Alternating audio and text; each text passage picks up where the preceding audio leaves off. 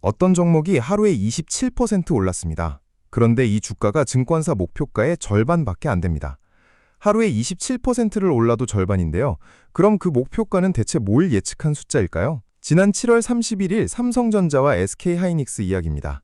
둘 다 폭등했는데 목표가와의 거리는 여전히 2배 가까이 남아 있었습니다.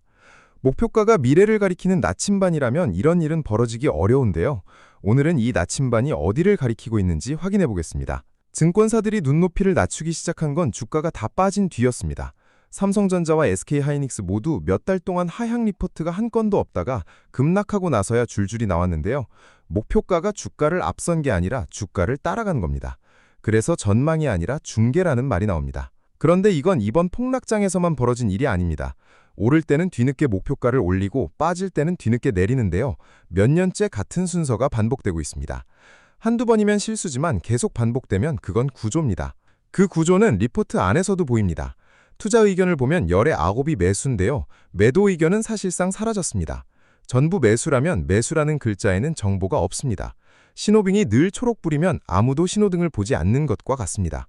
왜 이렇게 됐을까요? 애널리스트 개인이 게을러서가 아니라 구조 때문이라는 분석이 있습니다. 증권사에게 상장 기업은 분석 대상이면서 동시에 고객인데요. 상장이나 회사채 발행 같은 큰 거래를 맡기는 쪽이 바로 그 기업입니다. 더 현실적인 이유도 있습니다. 부정적인 리포트를 한 번 쓰면 그 회사와 연락이 끊길 수 있는데요.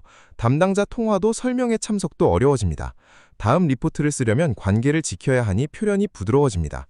쓰는 시점도 문제입니다. 상당수 리포트가 회사 실적 발표 직후에 나오는데요. 회사가 정리해준 자료를 받아 해석을 덧붙이는 형태에 가깝습니다. 먼저 발굴한 정보가 적을수록 리포트는 뒤를 따라갈 수밖에 없습니다. 한국만의 일은 아닙니다. 해외 대형 기술주에서도 매수 의견만 수십 건이고 매도는 한 건도 없던 사례가 지적된 적이 있는데요. 그 뒤 주가는 시장 평균보다 부진했습니다. 낙관 쏠림은 어느 시장에나 있습니다. 투자자가 실제로 돈을 잃는 지점은 여기입니다. 지난 2분기 SK하이닉스는 역대 최대 수준인 60조 원대 영업이익을 냈는데요. 그런데도 주가는 하루에 9% 넘게 빠졌습니다. 일부에서 80조 원을 이야기했기 때문입니다. 실적이 나빠서 떨어진 게 아닙니다. 기대가 실적보다 더 커져 있었던 겁니다. 주가는 실적 자체가 아니라 실적과 기대의 차이에 반응하는데요. 그 기대를 만드는 재료 중 하나가 바로 목표가입니다. 그럼 리포트를 어떻게 봐야 할까요? 첫째, 결론이 아니라 변화를 보십시오. 매수라는 글자는 넘기셔도 됩니다.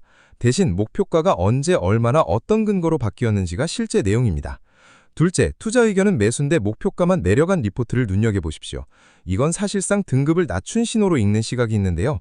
매도라고 쓰기 어려운 환경에서 나올 수 있는 가장 부정적인 표현이기 때문입니다. 셋째, 평균 목표가 대신 편차를 보십시오. 7월 SK하이닉스 목표가는 가장 높은 곳이 470만 원, 가장 낮은 곳이 148만 원이었는데요. 3배 넘게 벌어졌습니다. 이건 적정 가격이 아니라 전문가들도 합의를 못했다는 뜻이고 그 자체가 위험 신호입니다. 넷째, 리포트가 아예 없는 종목을 조심하십시오. 분석은 대형주에 몰려있고 코스닥 상장사 상당수는 다루는 곳이 없습니다. 리포트가 없다는 건 나쁜 회사라는 뜻이 아니라 확인해줄 사람이 없다는 뜻입니다. 그만큼 직접 확인할 몫이 커집니다.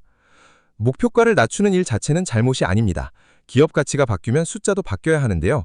문제는 그 조정이 늘 한 방향으로 늦는다는 겁니다. 그러니 리포트를 믿을지 말지 고민하기보다 그 숫자가 언제 어떻게 움직이는지를 보십시오. 늦게 움직인 숫자는 전망이 아니라 기록입니다.